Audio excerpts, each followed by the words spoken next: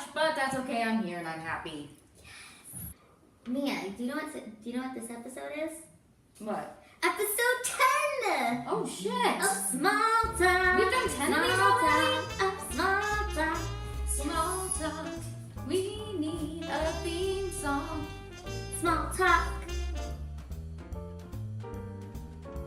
Hey everybody, I'm Roger Lopez, and I'm here on Small Talk with the great Lila Hart and Mia Mars. Yay! And of course, Puppy. The nameless dog. Damn, Roger's so good at this. It's almost like he's been on 2 other shows. Roger Lopez, I'm so excited that you're fighting me on Small Talk. Oh, thank you guys so You much. look amazing here. You too, man. Look at that. You got nice curls, you know? You guys. We did. We used my Genetics hair. here, guys. Genetics. Even the dog has beautiful, luscious.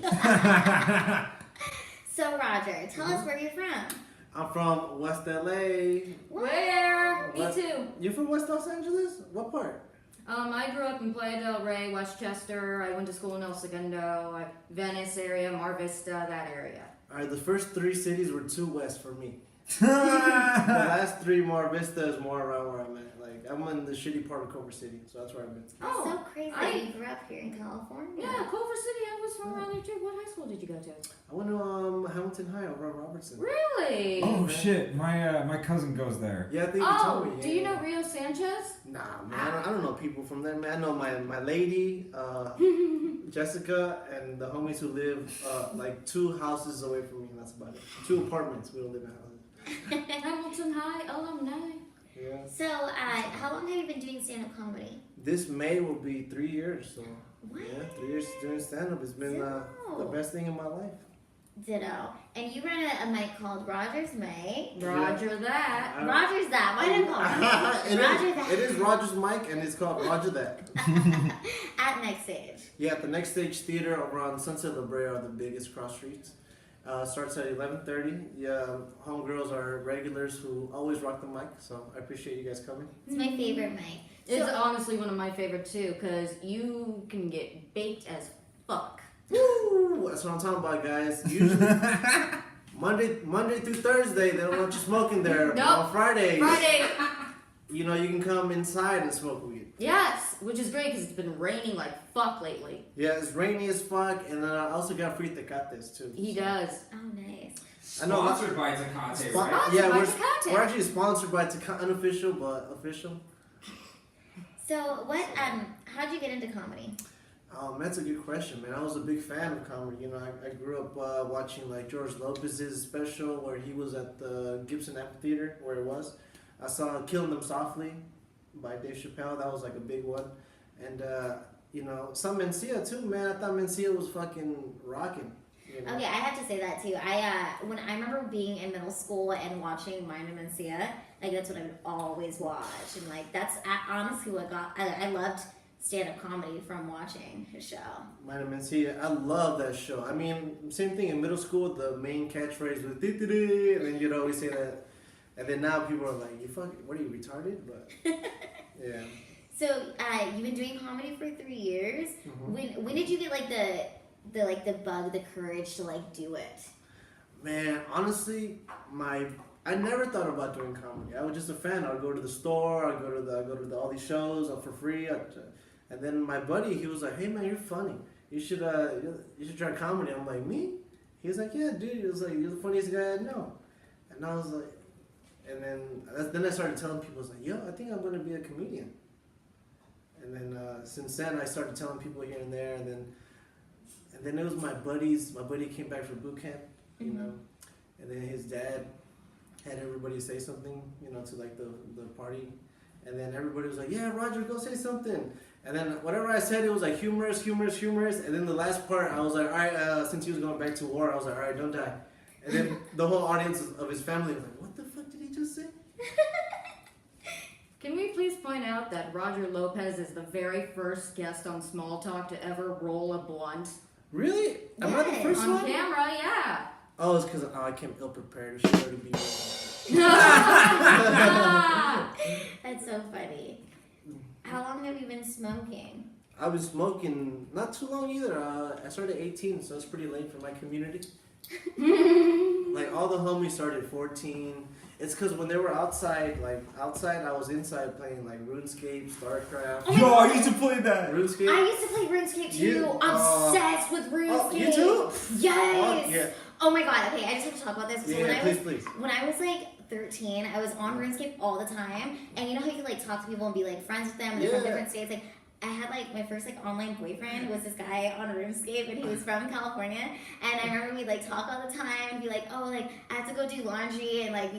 Anyway, so like I'd wait. My little character would wait for his little character because his mom would be telling him to like go do stuff. Aw, that's so nice, man. I think that was me. Oh my gosh. I think that's the first white chick I ever dated on RuneScape. The one and only, dude. Not even real. It's so funny. No, I loved RuneScape, Sims, all those games. I never got into Sims. I saw a lot of people mess with Sims because you can build your own like society. Dude, The Sims. I didn't get really into The Sims until like college because my friend and I, we used to do a bunch of ketamine and then go play The Sims. Damn! I used to get fucking wrecked. Just play ketamine and play The Sims. Play ketamine. Do ketamine in the garage, then go upstairs and play The Sims. Damn, it sounds like you're reliving that as you tell it. Oh yeah, I totally am. No, man. Flashbacks! It's crazy. What's the craziest drug you've done? Oh my goodness. I mean, you don't gotta say. I've done all sorts of stuff, but I'm sober now, so I haven't smoked. I know, in 9 man. months. She's great, man. She's still a party, has a great party personality that's fun and energetic without the beer, the alcohol, the you know what I'm saying, the drugs. But you know, It's just caffeine. yeah, I do like coffee. I try to just have one coffee a day. That's my one addictive behavior that I'm. Yeah. That ain't nothing. One coffee a day is fine, right? Yeah, it is fine. Yeah, there's no problem with that. It's not an addiction. Nothing. I don't care if you're addicted to it. I am too. And so is he. Please Okay, don't have tell me a he has a seat. little boner again. Okay, thank He God. always has a boner. He always has this dog. Always has a boner. Especially when he's sitting next to us. I think he's just happy. He's happy. So, Oh shit, Happy's a good name for the dog. That's us. Yeah, Bull, you found it, man. He's always happy. Shit. There you go. Because Happy. they were gonna name it Bogo after buy one get one at Wheat Stores. Weed dealers, but yes. Exactly. They should name it Happy because it's always happy, you know. Yeah, he's well, always I will say this. When I was in college, there was a time that I smoked every day my senior year of college. Like, that's all I did. Like, so I didn't drink. I didn't really drink coffee. I just was, like, getting high all the time. And it helped me through a period of my life because I wasn't really, like, eating very well. So, like, smoking helped me eat. And there was a lot of, like, positive effects to it. Oh, to the weed smoking? Yeah, man. That's really good, man. I've only had the bad effects where I don't eat because I want to smoke. You know what I'm saying? But what about during the cancer? Jeez. Oh, yeah, man. Yo, how Way to bring up the cancer. I- So what- you had cancer? Yes. I never waited to tag it. When you had cancer? Smooth segue. I was gonna make a whole like story Sorry, about it's how I just- lost my nut. You know, I was gonna say like an eel fucking bit it when I was swimming. Sorry, Yeah. it's just because I found out my dad has cancer too. So. Oh, now the show gets even better. Fuck, dude. Well, Tony, you gotta take care of me. A lot of I know. I lot think I'm gonna be his official, caretaker. like not caretaker, but chemo driver. Well, yeah, you got him, man. He's dying. You have to. Like, yeah, you gotta be his driver. You better be his driver. Shit, dude. Fuck. Yes, but here's the thing: my dad can afford to do better than me. So What do you mean? He don't need better. He needs family. That's what it is. He don't. Yeah. He can hire a chauffeur. He can hire. well, I'm gonna be officially taking care of him. Like got a nice new car too, so it's perfect. Oh my gosh. Like make sure he's snugged in or whatever.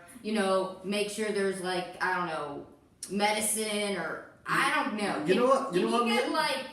codeine and a drip bag? That'd be awesome. No. Did you go through chemotherapy? I want to hear about your cancer. Yeah, thank God I did not go through any chemo because I had the cancer. Well, we basically How caught did it you quick find enough. the cancer? I want to know about all of that. Man, it was a Sunday evening. I was hanging out on the couch just like this. And then it was like around 7, so I'm just scratching my sack, and then like, no disrespect, So I swear I'm scratching, and then like I feel the right one. It feels like it's just it's an uneven scratch, and then that's when I touch the right one. I'm like, oh no, this is like it has no give, like how a ball should have. So I went to my bathroom, and then that's when I really like got deep, like really felt it, like when I was standing up. And then it felt like a rock, like the right nut. And then that's immediately when I got scared. I was like, oh, this is the worst thing ever. I looked it up immediately. And you Googled it? Yeah, Googled it. Oh, shit, you used Google. Yeah, of course, yeah. My nose is like rock hard. So like I look it up on Google, and I'm praying to God. I think so. I'm praying to God it's just a cyst. Like it's just a bunch of fluid that accumulated and just needs to come out through antibiotics. But man, I went to the doctor the next day. I didn't even go to a real doctor. I went to a real doctor, but he works at the clinic by the LA Fitness. So how real is he as a doctor? No, he's great. I forgot his name already, but Shout out to that clinic. Shout out to the clinic because he was smart. He was like, well, he wasn't really smart because I had a cough too, and he was like, yeah, we don't need to worry about the cough. We just need to worry about the nut. And then the cough ended up being bronchitis. So, this motherfucker didn't know nothing. So like, he tells me like, yeah, go see my friend down in downtown. Go see a urologist, but before you do, go get an ultrasound on your nuts. And then I got the ultrasound, took it to the urologist in downtown, same day, all the same day. So it was on Monday because it was a Sunday when I found out. And then that's when the urologist found my nut, and then he was the first one to tell me like, yeah, we're not doing a biopsy, we got to do surgery. Oh my gosh! Did they remove it that day? No, I didn't have no insurance. But more importantly, like, he didn't even know I had bronchitis. So, like, the next day, no, man, it's so fucked up, man. So he told me, like, hey, since you're a little sick, we're going to give you, like, 2 weeks before we have surgery on you. And he told me it's going to be, like, $7,500. And 2 weeks passes by, but during the 2 weeks, like, I just started getting worse and worse. And then I had a fever, like, 102 or something, for, like, 2 nights in a row. And my dad, and that day I had just gone to get Medi-Cal, like emergency Medi-Cal for the nut. And then, thank God I got the emergency Medi-Cal because that night when I had another fever of 102, my dad just looked at me. He was like, yeah, I got to take you to the hospital, man. I'm going to take you, like, he takes me to the ER by the house. And then that's when they're like, yeah, your nut's like this, that's it. But you also have bronchitis. And I'm like, what, really? He's like, yeah, you got to take care of it. And then that's when I called the other doctor from downtown. I'm like, hey, I have bronchitis. He's like, yeah, you're going to need to give it a long time before we can take care of it. But then a week after my bronchitis treatment, that's when the Kaiser Hospital by my house called me. And they were like, yo, so how's your bronchitis? I'm like, oh, it's gotten better, thank God, right? He's also like, do you want to take care of that whole nut thing here with us? And I'm like, can I? And he's like, yeah, we'd have to do everything all over, like the photos and everything, but we can do it here. And I'm like, I would love to have it here. And we set a date. It was like February 7th. I didn't get it removed till March 14th. So I had a cancer for like about over a month. And how's everything now? I'm cancer free. Yay! There we go. Hell yeah. You know, that is so scary to have surgery, especially like at this age. Like I've had a lot of surgery because of my spina bifida, but I only have one ovary too, so kind of match one nut, one ovary. And I went to, this was like January of last year. I had like a weird stomach pain, and my period was like really weird. And I remember I was having these like really bad cramps, and I was at the Hollywood Improv, and I was supposed to do a show, and I like performed, and after I got off stage, I like got to my car, I was like profusely sweating and crawled into my bedroom, right? Like when I unlocked the door to my house, I like was crawling into my bedroom and I fell asleep. I woke up in the morning and everything was fine. Well, the next day I was like, oh, that was just a little stomach pain, but a day after that I was like, yo, I should probably like really get this checked out. So I just went to like this clinic. I get to the clinic, they do an ultrasound, and the lady, she goes, you have a cyst in here, and if you don't take it out, it's gonna burst and kill you. And my first thought was, well, how much is this gonna cost me? Yeah. Right? Like, how much does it cost? And she like told me that I needed to pay the clinic like $2,000. And I remember like sitting there in the clinic being like, yo, I don't have this money. And then like crying and be like, am I really not going to get this handled? Because I was like, it's my life, yo. Like, it's my life. It doesn't fucking matter. It's my life, you know? So then I went to the, they sent me to the ER. And when I got to the ER, I went to the wrong one at first, and it was like there was like a bunch of people in there, and this one like homeless guy sits next to me. He's like, "Yo, I've been in here for 14 hours," and I was like, "Oh no, this is bad. I need to leave." So then I ended up going to this different ER, and the lady was like, "Well, are you in pain?" And I was like, "No," and she's like, "Well, then you shouldn't be here." And I was like, "I know, but the clinic told me that if I don't get this thing removed, like it's gonna erupt and it's gonna kill me, right?" Yeah. So then they let me in, they do this ultrasound, and I'm telling the nurses, and I'm telling the doctors the situation, and they do this ultrasound, right? And the doctor comes running down the hospital, and he goes, "We're prepping you for surgery. You're gonna have surgery like right now in the next 4 hours. We're not gonna be able to save the ovary." Yeah. And I just remember having to FaceTime my mom. My mom got on a flight. And I was in the hospital for like 3 weeks. Damn, didn't even expect it. You were walking alone. I had to relearn how to walk again. I didn't know if I was gonna be able to walk normally. Like I actually have this like crazy footage of me walking in a walker, and you know, I want that footage. You know, it just sounds really creepy and beautiful. I like it. I'm walking. See, I'm a cute little lady. That's funny. It's cute. Get it, girl. The weird thing is, looking back onto onto the videos of me like learning how to walk again. It's so crazy how that's kind of what led me into like my sobriety lifestyle, is that I just like want to take care of myself and want to take care of my health, like almost like really like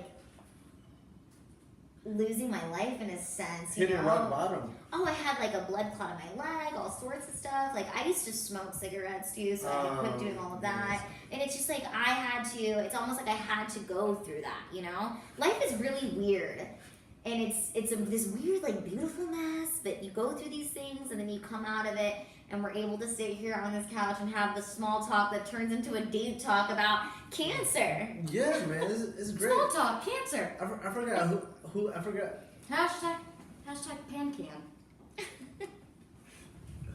I forgot where I read this quote or who I heard it from, but basically it said if it doesn't really, really mess you up like forever, then it only makes you stronger.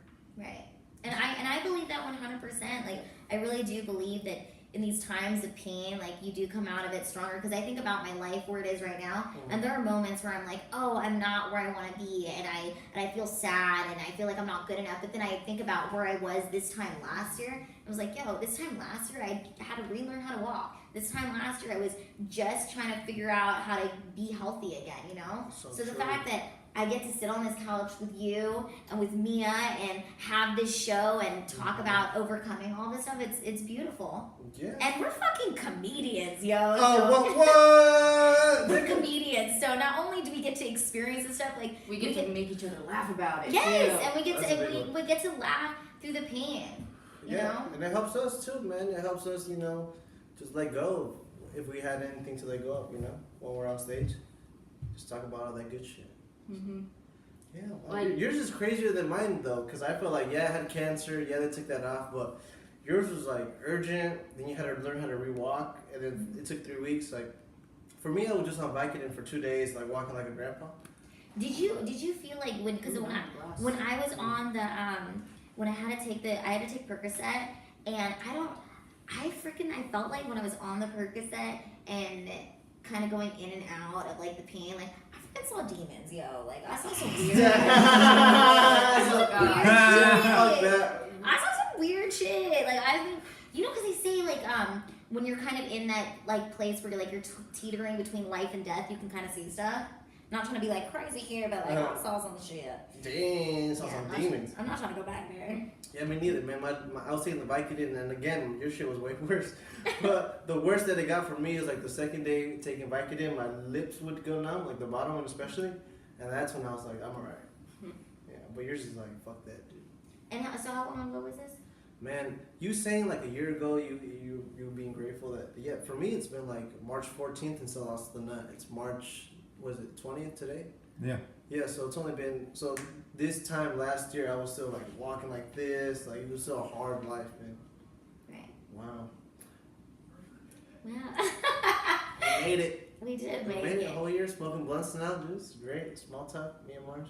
Love Lila Hart. Oh, so how long have you been running Roger that mic? It's seriously my favorite mic. Hey, thank you very much. No, I'm actually making some art. I just gotta pick it up from my mom's house. Oh yeah. Like, Mia's the best art director, isn't yeah. she? Mia is the best art director, Wait, man. Hire me, bitches. Yo, That's right. Exactly. I make all this shit. There has never been a show Mia Mars has fucked up, man. She's made everyone better. She's made them all beautiful, Aw. fantastic. When we had Garage Mic, well, no, you made something for Garage Mic. I made a bunch of A shit for bunch Garage of shit, Mic. Like yeah. Garage Mic. And now the I- High Tonight Show. And now the High Tonight Show. Garage Mic. Victor was the one that like let me express myself. He was like, yeah, just hang it up in the garage. He was like, yeah, just hang it up in the garage. And you know, then I started getting artsy, and then you know, I'm like, well, thank you for this. I'm gonna make Garage Mic sign. I did the sign. I did these weed bottles for him. I made another weed bottle set, but it's just around his son's crib. That's ridiculous. I make a lot of weed bottle lights. And I did the High Tonight Show sign, the original one that fucking Nolan threw away. He threw it away with a dick. Well, he said it's long gone. The I'm new like, one's better, I will say. Oh, The- really? Hey, look, your skills have only gotten better. Oh, So thank you. definitely, it's, Oh, this dog likes Oh, no. you. Yeah, I'm getting Yeah, better it's at like making love, songs out of man. garbage. you know, Mia, your dog loves me. She brings great things. You know, look at this, Mia's dog. I was just petting my my old lady's boss's dog, which is my dog, because I see it more than the boss. And what kind of dog is it? Oh, it's a beautiful. I think it's like a boxer. It's like white. It's like, you know what I'm saying. Her name's Betty. Boxers are pretty big dogs. So, how long have you been with your girlfriend? Oh, I've been with my old lady. It'll be 8 years this May. So a lot of anniversaries in May. Yeah. That's so funny that you say my old lady. Yeah, I started thinking about it. I was like, I think I should. I told my old lady, I was like, I think I should start calling you my young lady. Because she's not like, she's only 23, we're both the same age. You know No, but I like my old lady because it sounds like very 1970s and you're very Cheech and Chong looking, you know? I mean, I guess it depends. If I'm talking to a young crowd, I think I'm going to switch it up to younger lady. But the older people, they're like, oh, you're old lady? I'm like, yeah, you know how it is. They're like, oh, yeah. I think it sounds sweet. It sounds like forever. It's your old lady, because she'll be your old lady eventually. Yeah, definitely. She always talks about getting married and stuff like that. So. Oh, She's beautiful. She's awesome. She's the best. Yo, Lila.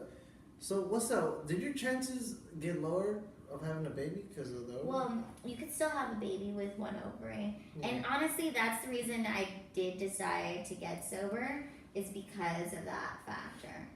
Oh, you because know, other just things to- could fuck with the. Yeah, chances. don't worry about the smoke. You're like, Oh, oh, listen.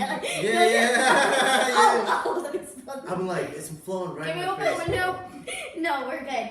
No, you can still have a baby with one ovary, and because that was actually the really scary thing. Is I remember like laying there in the hospital bed right before the surgery and like crying about it. And it's a weird thing because you know when you're growing up, you never really think about like, do I want to have children? And then when the option gets removed from you or possibly removed from you, then it's like this like pain of loss, but it's not. You don't even know what's gonna happen. You know. Yeah, I But- feel like you lose like some memories that you think you would like to have. Yes, that's exactly what it was. And then, but I, the doctor did assure me that you can still have a baby with one ovary, and I've done a lot of research and like read a lot of articles about people who successfully had babies with one ovary and have gone through like some of the same surgery that I went through.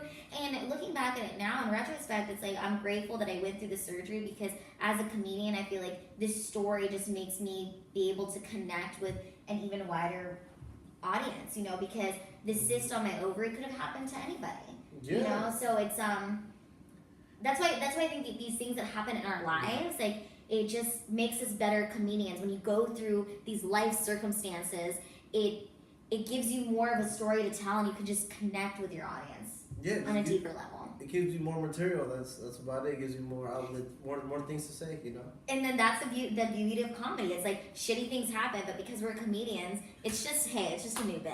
Yeah, it's a new killer babe. No, I'm not gonna lie. When, like a few days later, after I found out my dad had cancer, I kind of thought to myself, "Fuck, I'm gonna get so much fucking writing done. I'm gonna think of so many new jokes." About what? Your dad dying? What the fuck, Mia? No, God damn! I met my dad becoming a survivor. I'm Oh my God, Mia, you, oh my God. Papa Mars has money. Well, okay. Well, here's the thing. That is a good point because me and you, we ain't had shit. We still here, right? Oh yeah, we ain't got nothing. Man. My dad almost died. Like, a that's month why I'm like, ago. I'm good Yeah, now. how did your dad almost die? I'm like, Oh, oh shit, they survived. They're okay. Yeah, my dad's 62, but he's got like money Your and dad's- cedar cyanide. Your dad should be. Oh come on, he's still young too. 62 is not that old. Mia Mars. Yo, my dad almost died recently because he had uncontrolled diabetes. He was like, he went to Mexico, didn't give a fuck, came back with like a blood sugar of almost a coma level. He also had pneumonia, which he accumulated water in his lungs. So he was in the hospital with a tube in his back. So I was basically taking care of him, I'm still taking care of him. I'm making sure like I'm kind of disciplining him in a way like, yo man, you gotta check your blood pressure like every 4 hours because he goes from like 11 to 7 without checking. And then yeah man, but he's broke as fuck, he has no money, and I love him so much. Mia Mars, you gotta take care of your pops, money or not. Oh yeah, I know. I'm like, Dad, you can afford to do better than me, but then I realized It's the family that he wants. Yeah. He can have. I'm telling you, he can have probably. I'm gonna be the person that takes him to chemo, and then brings him back from chemo. You know what's fucked up? I think I'm telling Mia to do this because my girlfriend's bosses are rich, dude, and the guy, his mom, he lives with them, right? The whole family. His mom has cancer. She's got it, right?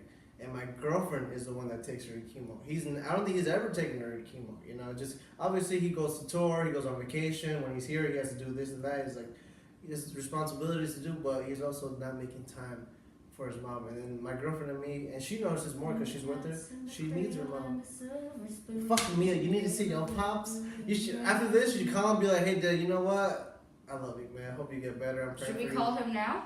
No, I'm alright. No, I get it. That's so true. It's like I think that at the end of the day, like spending time with people and your family is what's most important. Your family and your friends and the people that love you. It's like that's what I was thinking about earlier. I was like a little bit like feeling like weird and off today, and I just thought to myself like there was a time last year where like I was alone all the time and. You know, life, we get so caught up in like, I have to do this and I have to do this and I have to do this. And it's like, no, we get to do this. We get to sit on this couch and talk about this kind of stuff and be together. And that's freaking awesome. That's amazing, dude. Yeah. Fantastic. Don't you love when I say fantastic? Fantastic. I like to think about this. This is probably one of my favorite shows to be on because nowhere else could I just occasionally pause in the middle of it and be like, Lila's so cool, she's like, and then I'll just be like, I want to say to you this. So if you were watching this, you're gonna watch this in 5 years. Mm-hmm. So what do you want to say to your future self in 5 years? And it could be anything that you want. I hope you stop fucking around. That's the big one, you know. I feel like as comedians, we're all kind of keep ourselves back in one way or another. Some of us don't, and I guess those are the best. But even the best, sometimes you hear they have crutches, like so-and-so will do this for like so-and-so hours, but just whatever, man. We like just things in our life that are distractions. So I'll just, don't be as distracted. I hope you're not as distracted, cocksucker. That's the big one.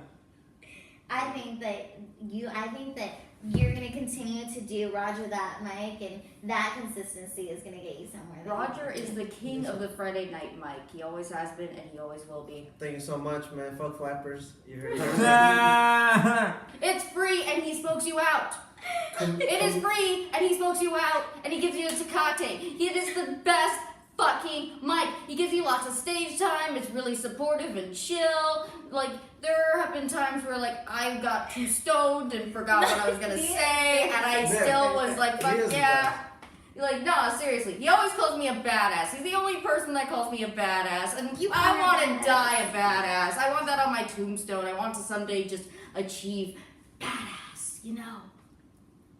I gotta do something really fucking cool. Well, let's put this on the record too for future Roger, man. Yes.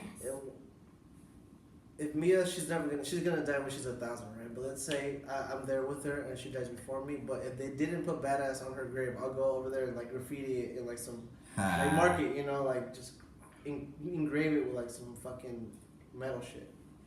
That's sweet. That she's is a some badass forever. There you go. And so that is some ghetto ass shit, and I approve. He just said he was going to graffiti your grave. Well, here's in the a thing. loving way. should go. I know 2 friends who have died already, and I haven't seen their graves yet, man. I should go. I don't know. I should not graffiti, but put like a nice little touch, you know. What is your favorite? What is your favorite quote? Man, this is not my favorite, but this is the only one that comes to mind when you said that. The main thing is to keep the main thing the main thing. The main thing is to keep the main thing the main thing. So That can be interpreted. in fuck many ways. details. So many ways. I got it from a sticker from Brian Holtzman. I was watching him in the main room, and he was like, "Who wants these fucking stickers?" I'm like, "I'll take the stickers, man." The main thing is to keep the main thing the main thing. I think it's important. Remember the big dream and keep going. Oh, could you talk about that time when you were you were like going through the cancer and you were just taking an insane amount of edibles before you did mics? Ooh, yeah. And Okay, like tell and us then something. that night or like you unlocked your powers and like jumped up a couple levels. I remember Just like, I remember this, dude. You were fucking in fuego that night. In which time I killed, bro? yeah, man, I've been at this 3 years. It's like every other set. What you talking about? I bought a lot, dude. Yeah, man, when I was going through the cancer at first, I had given up smoking because the bronchitis kept me from smoking if I wanted to get rid of it. And then I also it was around Lent because soon it's going to be Lent. So I was like, I'm just see I can just keep up this no smoking, right? Because I smoked for too long and it's fucked up my lungs, and that's probably why I got bronchitis. So I stopped smoking for like 2 months, dude. But in those 2 months, I started eating like 500 milligrams of THC, just the beautiful shit. My shop by my house, well, they started charging sales, but it's still not too bad. For $10, you would get a 250 like moon like fucking bar, which is like a similar bar. And then I would eat like 2-3 of those motherfuckers. I go to Garage Mike, you know, where Victor Martinez runs his shit, and I'd just be so fucked up, like super fucked up, just so chinky eyes, just so high, like really like fuck, dude.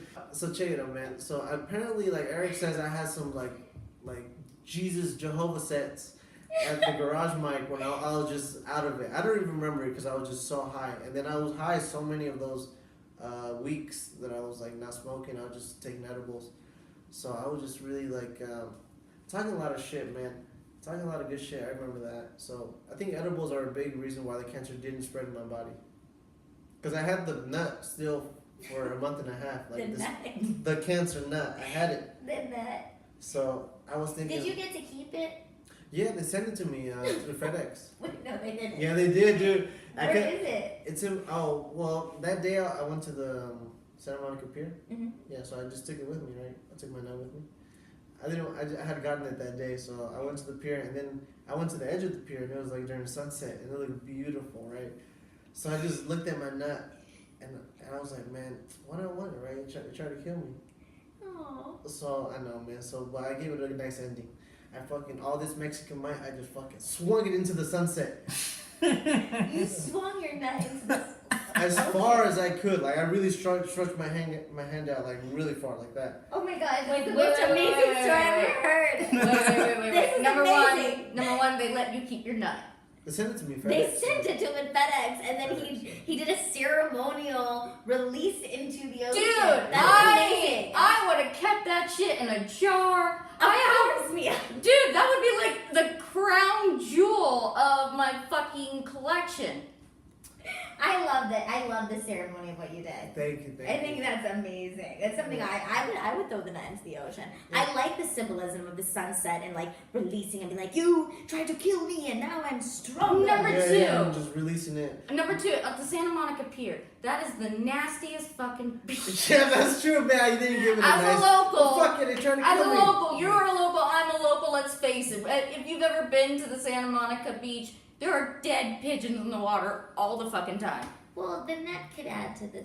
Dead pigeons Wait. that like died choking on hot dog on a stick. One of them Sticks. died choking on this nut.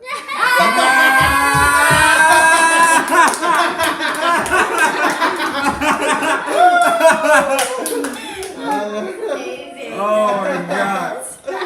This segment is called I Love LA with Mia Mars. Mia is going to tell us a story, Roger. So be excited. Well, So, man. a story. All right, I'm going to tell you about Youngwood Court. Now, you're a local. I'm a local. Do you remember, how familiar are you with Hancock Park? I've It's a heard very ritzy neighborhood. about it. All right. Well, in Hancock Park, this nice ritzy neighborhood that's really tasteful and just pretty and beautiful, and it blends into the landscape. It's by like a golf course and shit. There is the god ugliest thing to have ever faced LA. It was called Youngwood Court, and it was the most famous thing was its 19 statues of David. David, the naked statue. 19 of them? 19. I don't know why not 20. 20 was overkill. But it just kept growing and growing. That's just one of the main things. There was Italian busts, there were like pillars. It was painted cocaine white. What part of LA is this? Well, unfortunately, like your nutsack, it's gone. Really? The part of LA is not there no more? It's gone. It was owned by this R&B singer named Norwood Young. Youngwood Court. You ever heard of him? I've never heard of him either. But And now it's gone. Wait. Oh, I thought that's somebody's house, though, right? that was his house. Oh, The R&B singer. Oh. And then when they finally took a look inside for open house because he was gonna sell it, there was furniture hanging from the ceiling. Oh. Now that's tacky. I don't care what anyone says. Don't have shit hanging from the ceiling like a plant. You're not a fucking plant. You're a person. Sit on the furniture. God damn it. Huh. You know what? You're right, Mia Mark. But I think at a point you get so much money, you're like, put that shit on the ceiling. Right? Yeah. Because look, he's making the music in his house. He comes out high as fuck on acid, whatever, and then he sees the couch on the ceiling. Oh, that makes it good. You know, it adds to the experience. Actually, that does sound pretty fucking awesome. Yeah, when you have a lot of money, you start doing cool shit. You know what I would love? I would love to have like Chuck E. Cheese, but for adults on acid, so it's just really chill. You know, maybe there's a bunch of water beds or some shit. You know, it would just be a place where, you know, like you can safely trip the fuck out. Eric, I would not tell you. I think that's his room. It's condensed, but That's hilarious. I can't remember the last time I actually bought weed. I just buy Abinante food instead, and he smokes me out. Shout out. Shout out to shout Abinante. out to the producer, Channel 310, making this all happen. Mm-hmm. Yay! He's Well, still right thank here. you. So We love him, though, even though he looks like a caveman. How He's a dare you. caveman. He looks like the first Jewish caveman. Did you enjoy it? This segment? Well, would you like to know more about... This motherfucker? There's more. Yeah. Oh. Oh, there's more. There's statues of David inside, too. So he had more than 18. He had so many. It was a... What was the tacky obsession with the statues of David? I do not know. Oh, but you know what I do love? Is all of his neighbors hated it. And he was still like, he went on the record of LA Times saying, I don't give a fuck what my neighbors think. Exactly. That just goes to show you to do what you want, live how you want to live. It probably made him so happy. It did. And he dressed him up for the holidays. Look, Wait, no, continue. I'm sorry. when I was a kid, I had to suddenly move to El Segundo after my house flooded with raw sewage. Were you in the house for that thing you told me? I was the only one in home. Oh, fuck. The shit tsunami. Anyways, or the flood, as I call it. Whoa. You ever think your dad did During that? the flood, I suddenly had to move to El Segundo, and my dad bought these 2 fiberglass cows. I used to get egged all the fucking time going home from school because I was the one that lived in the creepy cow house. And I was like, man, this sucks. And then I learned about that guy. Mm. And he just said, I don't give a fuck what my neighbors think. And then it got tore down in 2014. Wasn't that the same year you lost your nut? No, that's last year, 2017. What? It was only last year? Yeah, man, Have where you you been been? listening? Where you been, Mia Mars? God damn, dude. I'm trying to set, and then I know you keep saying 1 year. I've been seeing you like you counted down. I've done a comedy set, fucking. Oh, like a million of them. And then I I talk about my old lady for the whole set, right? 8 years I've been with her. Hey, right? I know it was 8 years. I have a little Q&A after my set, Mia Mars. Do you surprise any new ladies with that nut? I've been my old lady 8 years, man. Okay. Whoa. Everybody say bye. Peace out. And don't turn it off yet, Eric. I'm not ready. How do I look? Amazing.